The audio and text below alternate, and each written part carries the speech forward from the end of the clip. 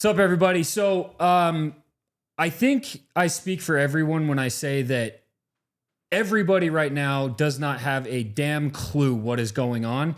And every single thing that they continue to tell us, the feds, the government, whatever it may be about Charlie Kirk's murder, is it literally, like, the more they tell us, the more doesn't make sense at all. I just saw the letter that supposedly Tyler Robinson, which, by the way, Tyler Robinson, you couldn't think of a more original name than that? Come on. Anyway, this letter that he supposedly wrote to his trans roommate slash boyfriend, girlfriend, they, them, whatever they are, it is like unbelievably ridiculous. It sounds so fake. And it's a perfect play-by-play with the narrative that they are spinning. I'm going to read it to you guys because it's absolutely ridiculous. If you haven't heard it yet, I'm going to pull it up right now and I'm just going to read it to you. Just listen to this and tell me that this doesn't sound completely scripted, and tell me it sounds like an actual human being who committed a murder. Like, first of all, why would you tell? Anyway, let's just go into it. Here's what it says. So Robinson says, I'm going to have to zoom in because I can barely read this. Robinson says, "I'm still okay, my love, but I'm stuck in Orem for a little while longer yet." Who talks like this? Like the first sentence, a little while longer yet. Who talks like that? Shouldn't be long until I can come home, but I got to grab my rifle still. To be honest, I had hoped to keep this secret till I died of old age. I am sorry to involve you. This is a conversation. Like, this isn't even like he's writing a letter, right? If you're writing a letter, like, okay, maybe he's trying to be, I don't know, formal or whatever, but this is literally a text conversation. So then the roommate says, "You weren't the one who did it, right?" "I am. I'm sorry. I thought they caught the person. No, they grabbed some crazy old dude, then interrogated someone similar clothing. I had planned to grab my rifle from my drop point shortly after, but most of that side of town got locked down. It's quiet, almost enough to get out, but there's one vehicle lingering." This dude sounds like he's writing a novel. Like, who texts like this? Does anyone that I'm talking to right now text like this? I don't think so. Why? Why did I do it? Yeah, I had enough of his hatred. Some hate can't be negotiated out. If I'm still able to grab my rifle unseen, I will have left no evidence. Going to attempt to retrieve it again. Hopefully they have moved on. I haven't seen anything about them finding it.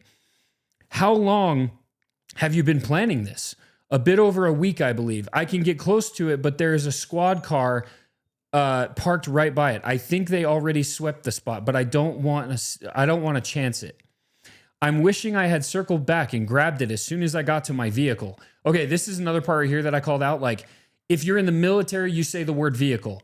If you're a weirdo and you're texting, you say the word vehicle. But if you're talking to somebody who is supposedly close to you and you're texting them, you don't say my vehicle. You say my car or my truck, right? Am I crazy? I don't think so.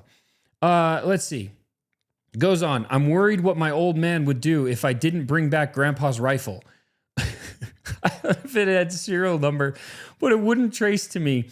I worry about prints I had to leave in the bush where I changed outfits. So the whole narrative of the fact that he changed outfits has been one of the things that people are like, what? Like, really? And then on top of that, you disassembled the gun and then you reassembled the gun in the bushes. Like, none of it makes sense. But of course, here in the narrative, it's right there because he just, he had to tell him exactly what he was doing. I didn't have the ability at the time to bring it with. I might have to abandon it. I hope they don't find prints. How will I explain losing it to my old man? Only thing left was the rifle wrapped in a towel. Remember how I was engraving bullets? The messages are mostly a big meme. If I see notices bulge something, I can't even read that. I might have a stroke. All right, I'm going to have to leave it. That really sucks. Delete this exchange. My dad wants photos of the rifle. He says Grandpa wants to know who has what. The feds released a photo of the rifle. It's very unique. He's calling me and not answering.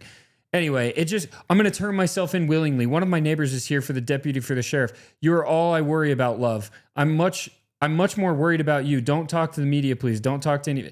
It's like anybody who reads that and doesn't think there is something very, very strange about this exchange, a text message exchange, like, I don't know how to help you. I really don't. And Now we have this video right here. I'm just going to play this. Listen to this. The written note, we believe, what did exist, and we have evidence to show what was in that note, which is, and I'm going to summarize, basically saying, the suspect wrote a note saying, I have the opportunity to take out Charlie Kirk, and I'm going to take it. That note was written before the shooting. Evidence of its existence, we now have learned, existed before the shooting, was in the location in the suspect and partner's home. But we have since learned that the note, even though it has been destroyed, we have found forensic evidence of the note, and we have confirmed what that note says because of our aggressive interview posture at the FBI. But we have since learned that the note, even though it has been destroyed, we have found forensic evidence of the note, and we have confirmed what that note says because of our aggressive interview posture at the FBI. Bro, you can't make this up. So we found a note that he wrote saying he was going to kill Charlie Kirk before he did it. But that note has been destroyed. But we have evidence that it existed and that it said X, Y, and Z, that it said these exact things. But it has been destroyed. But we know it existed because we have evidence of that. But sorry, we can't show you because it's gone. It's been destroyed. What is going on? It gets worse. It gets far worse, okay? Let's just go right here. Oh, nope, that's the wrong one. Cut that out. All right. So here's the thing. There is one thing that seems to make a lot of sense. And that is the fact that, and by the way, it's funny because this hits really close to home. For any of you guys that have listened to me recently, you've heard me say that I feel like for the longest time, Charlie Kirk was very, very pro-Israel. But in the recent months, he actually started to turn things, like he really started to change the way he was talking about Israel. And anybody with a brain, two eyes can see that, and anyone with ears can hear it. He was starting to criticize and question everything that Israel was doing. And it was very apparent. At Turning Point, he platformed Dave Smith to have a debate, and Dave Smith absolutely wiped the floor with, I don't even remember what the guy's name was. He had Tucker Carlson on there. And what's really interesting is I didn't go to Turning Point this year because of the fact that I figured it was just going to be this massive pro-Israel fake America First fest, right? And what's interesting is so many of my friends came back from that and said, Ian, actually, it was completely opposite. There was a very strong anti-Israel sentiment. It's almost like everybody realized what was going on, and it was talked about on the stage with Tucker and with Dave, and like in many other cases, it was brought up and it was addressed, and they were very surprised. That's the first thing, right? The other thing is the things that he said in his own podcast, and questioning the whole like idea that if you criticize the government and what they're doing, that you're anti-Semitic, and everything else that all of the people that have been criticizing Israel are criticizing. On top of that, he went on the Megyn Kelly show, and he was very, very outspoken about it on there, right? Well, come to find out that there is, in fact, a lot more to this story. And thanks to Candace Owens and Nick Fuentes, that dropped yesterday. So check this out. And by the way, like Nick Fuentes or not, okay, I don't agree with everything he says, but I'll tell you what, he's been pretty spot on about all of this for the last who knows how long. So check this out.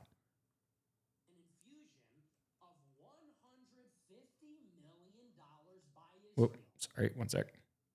Let me go back a little bit. Okay, hang on. Okay. Hold on. Okay, here we go. They say that Charlie Kirk was offered an infusion of $150 million by Israel. Okay? That would double Israel's budget, Turning Point USA's budget. Turning Point USA has an annual budget of $140 million. Netanyahu offered Turning Point $150 million. For one purpose and one purpose only, to shill for Israel harder. Turning Point USA is already pro-Israel. They're not anti-Israel. They've never been anti-Israel. Charlie Kirk has in the past criticized Bibi Netanyahu. He has criticized secular left-wing Jewry in America. He has criticized a war with Iran, the famine in Gaza. He has never opposed Israel in itself. He has never explicitly opposed Israel. Israel offered him $150 million to be more pro-Israel than they already were, to be harder in their support for Israel. And the reason why, I'm just going to cut him off really quick. The reason why is exactly what I'm talking about. Charlie Kirk had arguably the most influence in the world when it came to the younger generation, college kids, and shaping those minds. And not only that, you've heard this probably a million times at this point, but Charlie Kirk was effective. He actually was shifting the ideology in this country in the young people's minds. He was actually making a difference. He was effective at what he did. He was very well spoken. He was very well researched. He understood how to debate. And he also understood how to actually get to these kids and help them understand what is really important and what's really going on. And he 100% was starting to turn towards criticizing Israel. And it's not only that they were paying him to quote unquote shill harder or promote it more. It is because they recognized what was coming. They recognized the fact that if Charlie caught on to what was really going on and he started doubling down on that on these college campuses, then what Netanyahu has been saying for, weeks now about losing the propaganda war, that would have dealt a devastating blow to everything that they are trying to accomplish in the Middle East with their Greater Israel Project and everything else. They knew that. They saw it. And that is what Nick is explaining here. Pro-Israel mouthpieces, pro-Israel traitors and shills berated and screamed at him for not supporting Israel enough. And whatever they say about it, whatever other people say about it, Charlie Kirk's friends intimate that he felt scared. He felt. I've also heard that from multiple different people. I know other people as well that got invited to that same tour and refused it. And if you guys remember, I talked a lot about the influencers that actually went. Okay, let's just talk about the ones that went. And let's just let's just consider what they've been posting about for the last several weeks since they got back. You have Officer Tatum. I don't even need to go any further. Literally just watch any of his content. He has gone from like hardly ever talking about Israel to literally it's almost all he ever talks about all of a sudden, right? So you got Officer Tatum. You have Cam Higbee, which by the way, now Cam Higbee coincidentally is doing college tours. And him and his buddy, I can't even remember his buddy's name, but he's another one that went on the tour. And what are they doing? They're going to college campuses and they're talking about all the pro-Israel talking points and everything else as well. But clearly there's a difference, right?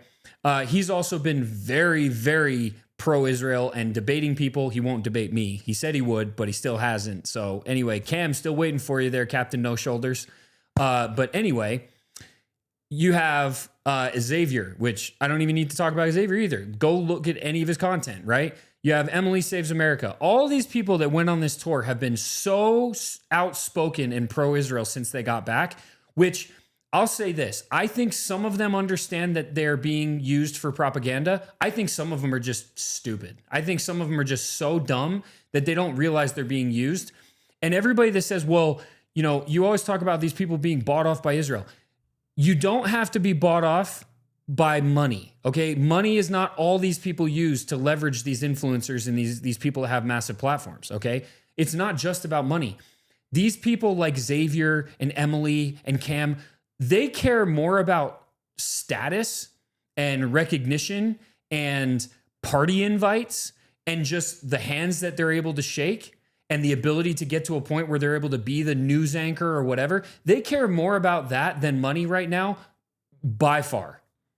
And so that is what's being used and that is what is being leveraged with these influencers. And you have them posing on tanks, like as a photo shoot. It's absolutely disgusting, but it doesn't surprise me at all. And that's what's going on. Then you consider the fact that Netanyahu went on this massive podcast tour, right? He's on the PBD podcast. He's on the Send It podcast. I mean, it's absolutely ridiculous, and anybody who can't see the obvious propaganda is cooked. Anyway, let's continue here. People that I trust that are in the know. So this is coming from Candace Owens, a friend of Charlie Kirk. This is coming from Max Blumenthal, who purports to have a source. And I have heard from a handful of people independently of those sources that this offer was real and that Kirk turned down the money.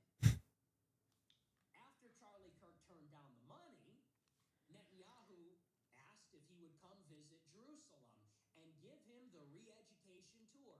The Holocaust Museum, the burned babies, the beheaded babies, the one that Elon Musk took, the one that our Speaker of the House took, anyone that's He literally just got back. Israel has been subjected to, he refused that as well.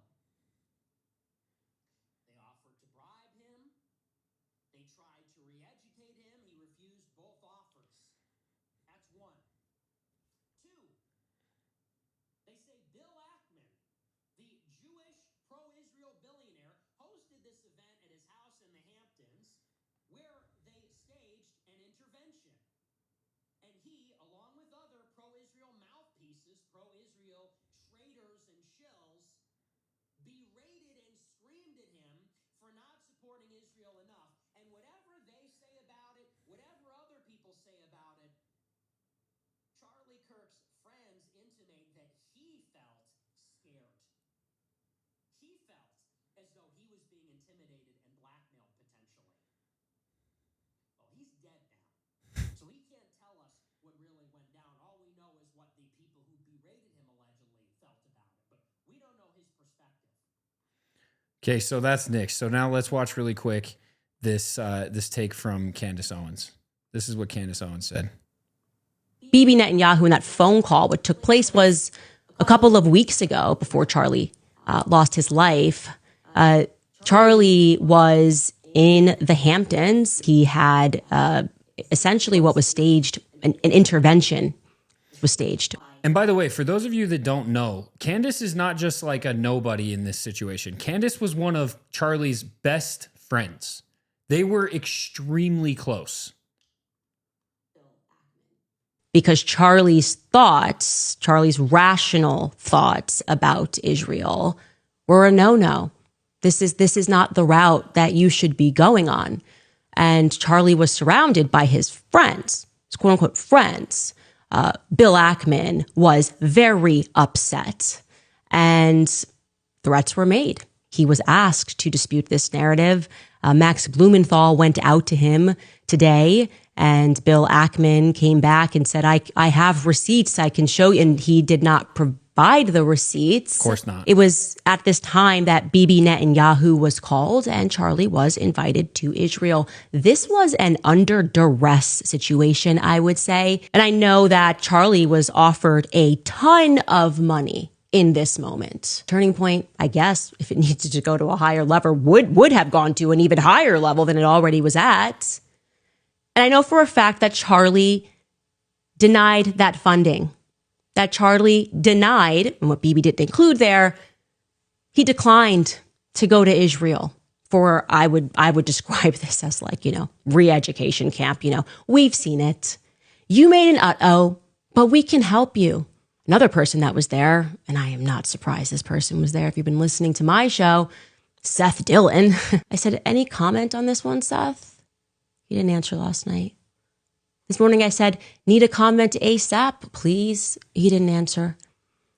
Then I followed that up and I said, trying again here, you were present when Ackman lost his mind on Charlie and when Bibi invited him to Israel and Charlie refused.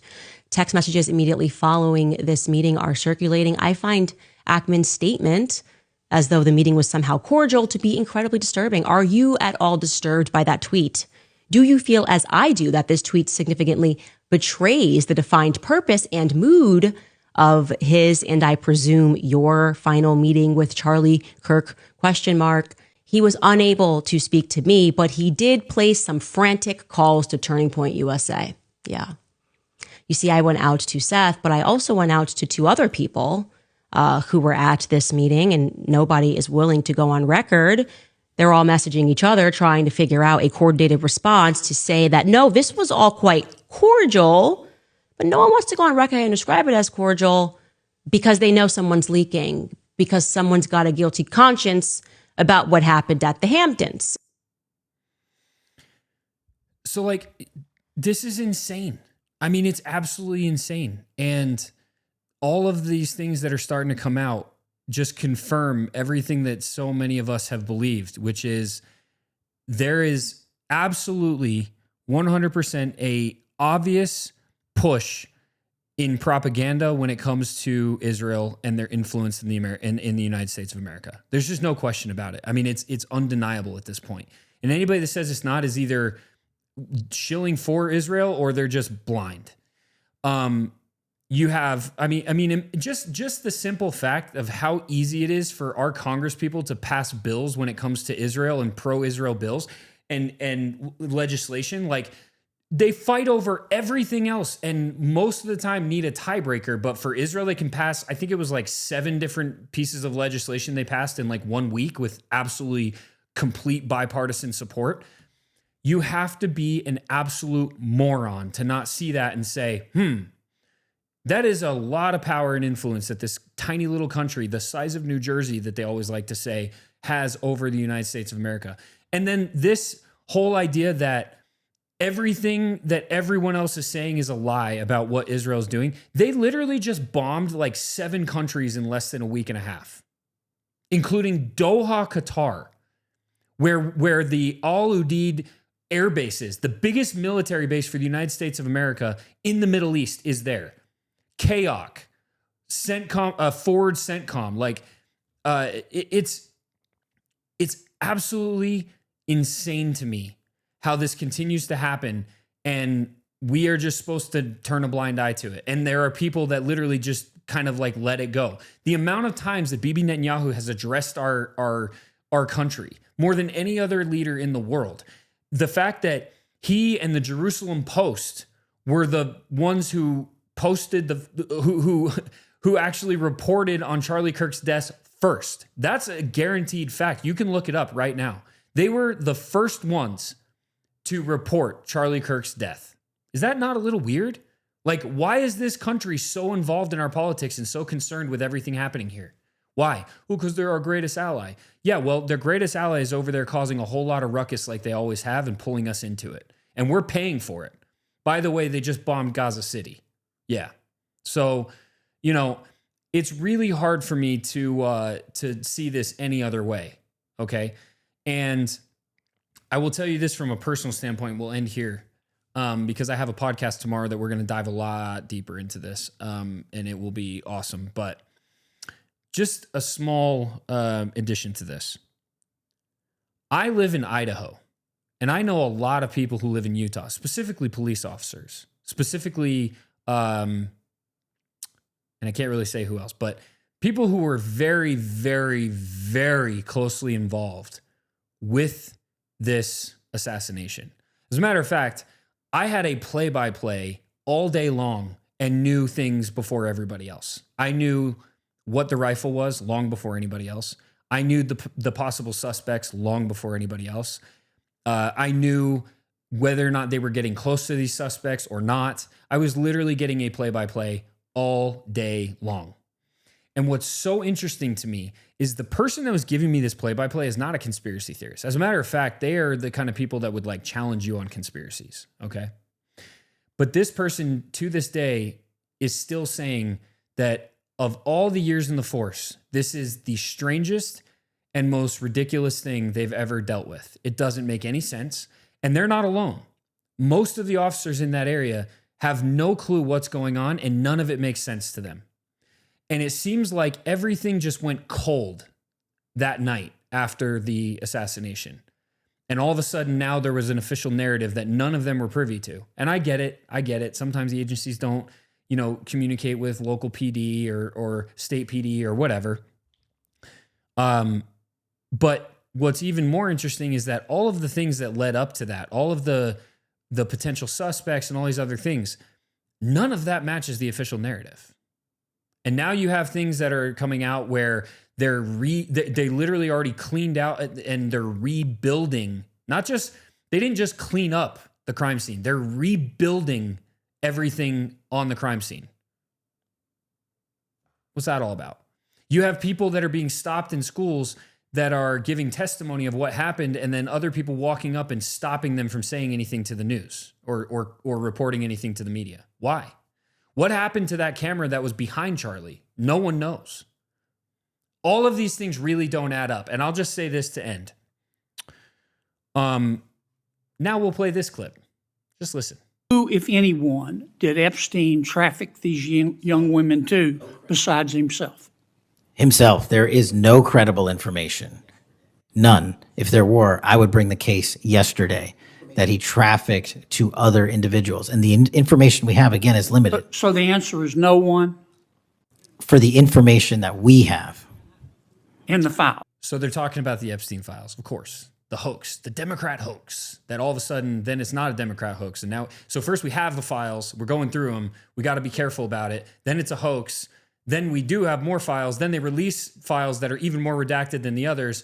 Then there's this whole play of, oh, anybody asking about the files is a domestic, like it's absolutely insane. But what they're talking about here, this is talking about the Epstein files. And what Kash Patel says is, we have no evidence, none, that Jeffrey Epstein trafficked anyone, that Jeffrey Epstein trafficked people to any individuals.